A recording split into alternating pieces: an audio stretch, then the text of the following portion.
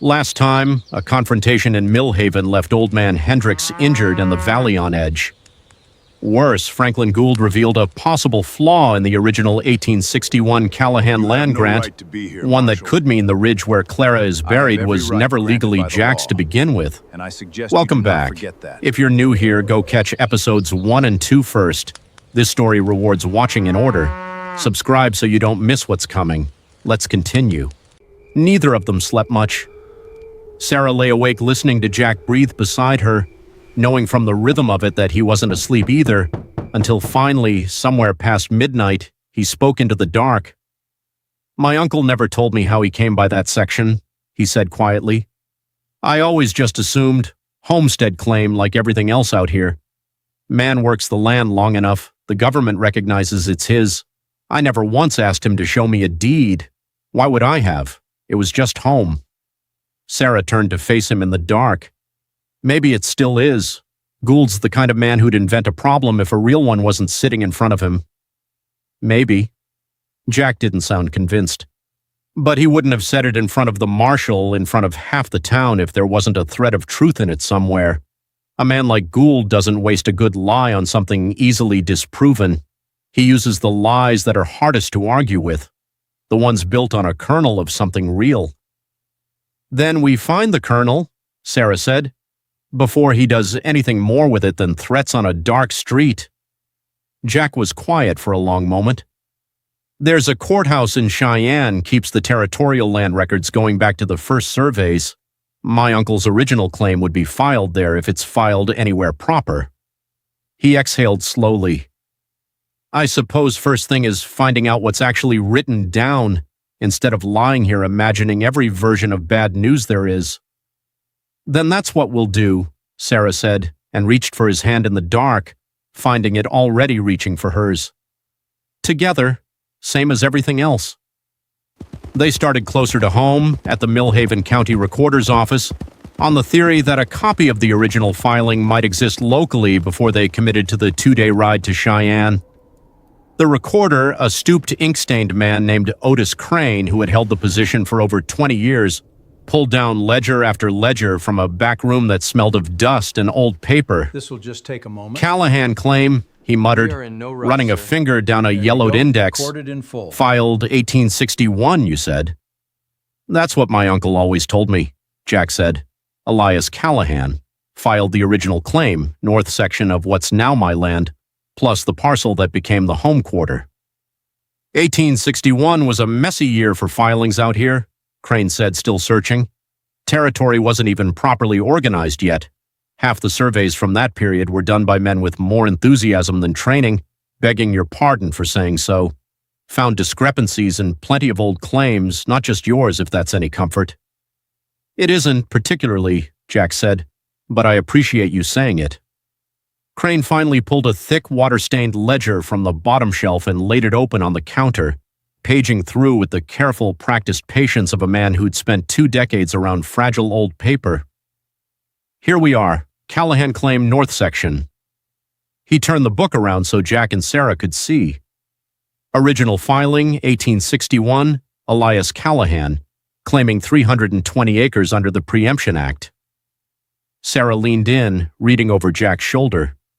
The handwriting was faded but legible, the boundary description written out in the old surveying language of chains and links instead of simple acres.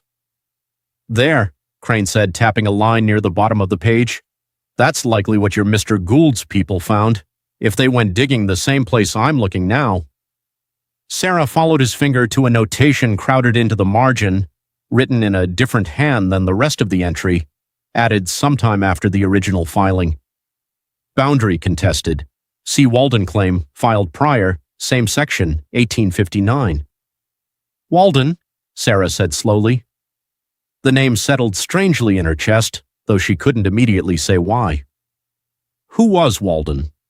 Crane shrugged. "Don't rightly know offhand. Whoever it was, they filed 2 years before your uncle did, on what looks to be an overlapping section. These old margin notes usually mean the dispute got settled somehow. Sold off, abandoned, sometimes just forgotten when one party moved on. But I don't see a resolution noted here, which is unusual. Most disputed claims from that era got a follow-up entry once things were sorted. This one just stops. Is there any way to find out what happened to this Walden claim? Jack asked. Whether it was settled, abandoned, sold? Territorial Archive in Cheyenne would have the original Walden filing if it still exists. This index just tells you it was made, not what became of it. Crane closed the ledger gently. I'll tell you plainly, Mr. Callahan, I've seen claims like this cause trouble before. If that Walden filing was never properly resolved, and somebody with money and a sharp lawyer decided to go looking for an heir to revive it, they could challenge ownership of the land, Jack finished. Even after 30 years. Even after 30 years, Crane agreed. Land law's a strange thing out here.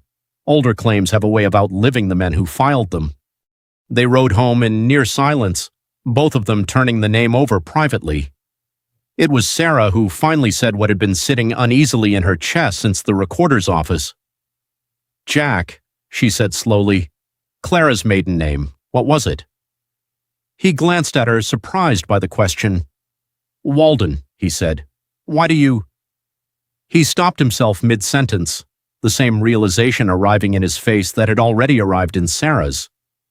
Clara was a Walden, Sarah said quietly. Jack, what if the original 1859 claim wasn't some stranger's? What if it was her family's? Jack pulled his horse up short, sitting very still in the saddle, the color draining slightly from his face. That can't be a coincidence. Walden's not a common name out here. Clara's father homesteaded in this territory before I ever arrived, before my uncle did even. I always understood his claim was further south, near the river bend, not anywhere close to my land. Did you ever see his original filing? No, Jack admitted slowly. I never had reason to. By the time I married Clara, her father had already passed. The southern claim had already gone to her brother, and nobody ever spoke of any other piece of land in the family. He shook his head like he was trying to physically dislodge the implication. Sarah, if there was a second Walden claim, one that overlapped my uncle's filing on the north section, and nobody in Clara's family ever knew about it or knew and never pursued it, then somewhere out there, Sarah finished, there might be an heir to a Walden land claim that's never been resolved. And if that heir is connected to Clara's family in any way, then Gould wouldn't even need to manufacture a claim, Jack said, voice gone hollow. He'd just need to find them and convince them it was worth fighting for. They rode the rest of the way home without speaking, the implications too large and too tangled to untangle on horseback in the fading afternoon light. The telegram Jack sent to Cheyenne brought Arthur Reeves out to the ranch within 4 days. Traveling faster than his usual unhurried pace suggested he considered the matter serious.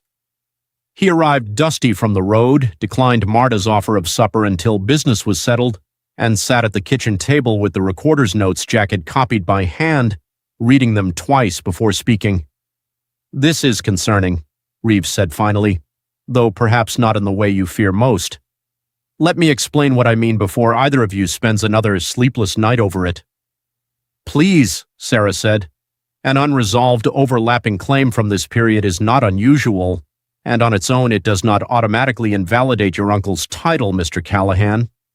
Under the Preemption Act, an abandoned claim, one where the original filer never completed the residency and improvement requirements or never followed through on final proof, can lapse entirely regardless of filing date. If the Walden claim from 1859 was never perfected, your uncle's later properly completed claim could stand entirely unchallenged, margin note or no margin note. But if it was perfected, Jack said, if Old Man Walden did complete the requirements, just never resolved the overlap, then it becomes considerably more complicated, Reeves admitted. An heir could, in theory, bring a claim against the disputed section even decades later, particularly if they can demonstrate the original claim was valid and never properly extinguished. Courts are inconsistent on how far back they're willing to look, but it has happened, and Mr. Gould's company would certainly have the resources to pursue such a claim aggressively if they believed it gave them leverage to acquire the land more cheaply than negotiating with you directly. So what do we do? Sarah asked. 2 things, and quickly, Reeves said. First, I need to travel to the Territorial Archive in Cheyenne myself and examine the original Walden filing, not the index entry, the actual document, along with any proof of residency records that might exist. That will tell us definitively whether the claim was ever perfected. He paused. Second, and this is the part I suspect will trouble you both more, we need to determine, as quickly as possible, whether Clara had any living relatives who might be connected to that original claim. Because if Gould's people are searching for an heir to revive this dispute, Mr. Callahan, I would very much rather we find that person first. Jack was quiet for a long moment. Clara had a brother, Thomas Walden. He took over their father's southern claim after the old man died. Last I knew, he was still working that land, maybe 20 miles east of here. You've stayed in contact? Not really, Jack admitted, something uncomfortable crossing his face. Things were strained after Clara died. He took it hard, blamed himself for not coming when the fever first took hold, said if he'd come sooner with the doctor from town, maybe. Jack. They set out the next morning, the three of them, Jack, Sarah, and Reeves, who insisted on accompanying them in case legal matters needed addressing on the spot. The ride east took most of the day, through country Sarah hadn't seen before, rougher and drier than the Callahan land, the kind of ground that asked more of a man for less return. Thomas Walden's place, when they finally reached it in the late afternoon, told its own story before anyone said a word. A modest house in clear need of repair, fences mended with whatever materials had been available rather than what was proper, a single weary horse in a small corral. Whatever inheritance Thomas Walden had received from his father, it hadn't carried him as far as Jack's uncle's claim had carried Jack. Thomas himself came out onto the porch at the sound of their approach, and Sarah watched Jack's face carefully as the two men took each other's measure across the yard, older than Jack by a few years, weathered hard with Clara's same dark eyes set into a face that had clearly not had an easy 3 years.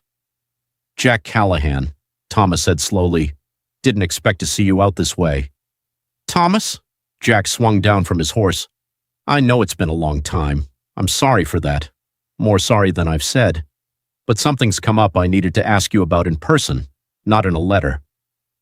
Thomas's eyes moved past Jack to Sarah, taking her in with open curiosity.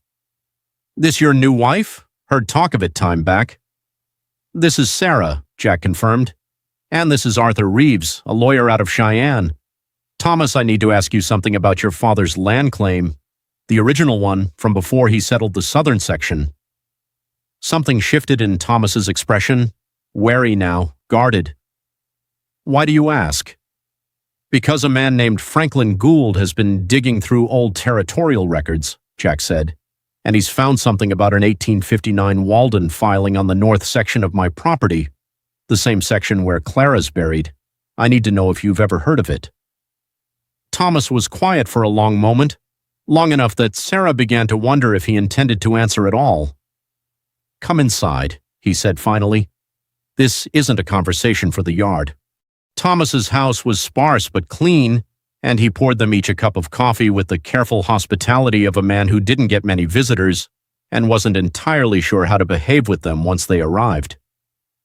My father did file a claim up north before he ever settled here, Thomas said once they were all seated. 1859, like you said. I was just a boy, but I remember it some.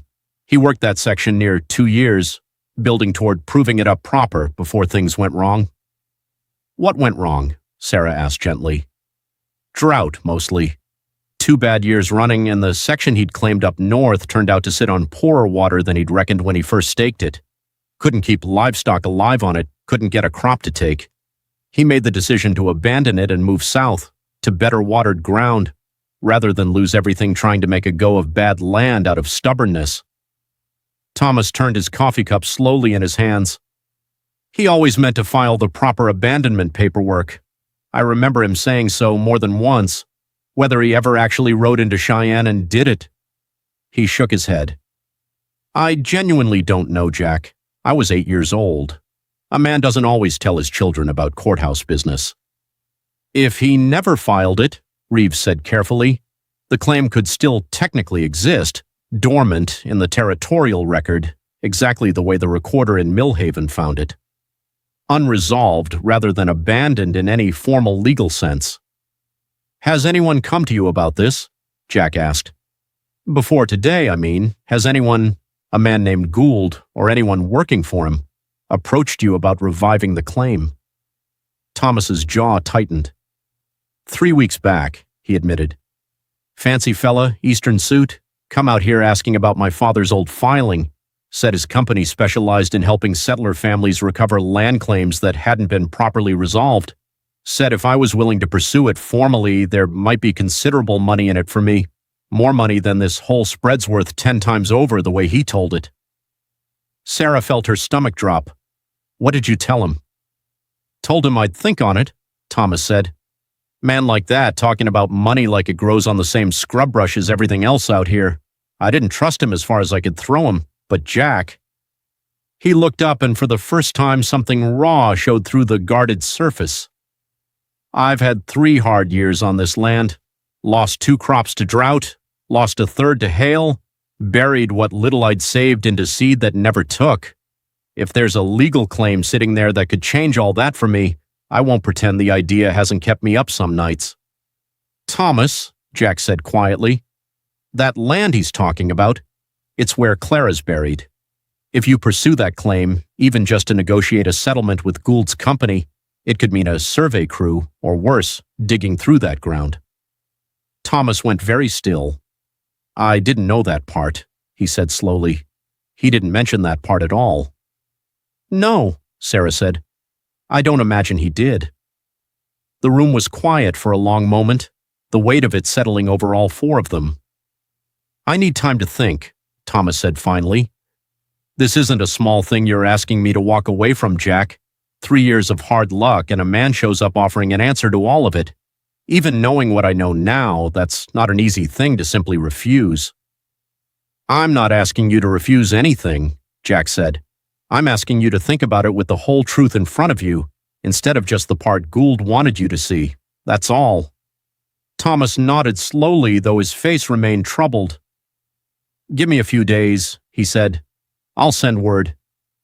They rode away from the Walden place as the light was failing, none of them speaking for a long while, the question of what Thomas would decide hanging unanswered behind them in the gathering dark. "He's going to be tempted," Sarah said finally, breaking the silence. 3 bad years, Jack. That kind of hardship makes a man vulnerable to exactly the kind of offer Gould's putting in front of him." "I know," Jack said grimly.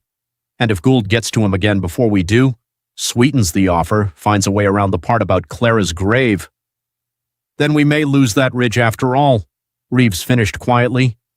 "Not through fraud this time, Mr. Callahan.